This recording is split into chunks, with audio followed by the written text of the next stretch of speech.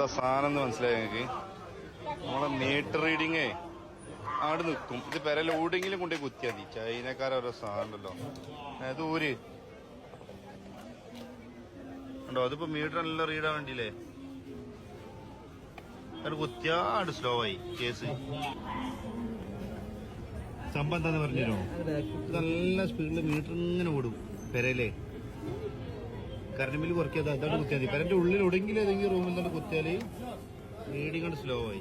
ഇത് പഴയ മീറ്ററാണ് വിചാരിച്ചാണ്ട് നമ്മുടെ പുളിസുകാരുണ്ട്. എല്ലാ മീറ്ററിനും പറ്റും. വേറെ കേസ് കണ്ടോ? അത് വേണ്ടി വെച്ചാല് മോട്ടറിന്റെ മീറ്റർ സ്റ്റോപ്പ് ആവും. 50 പൈസ കൊടുത്തൊരു സാധനമാണ്. സ്റ്റോപ്പ് വാച്ച് എല്ലാ മീറ്ററും നിൽക്കുന്നുണ്ട്. അതിപ്പോ അവിടെ കറങ്ങുന്നുണ്ട്. Meter made in China.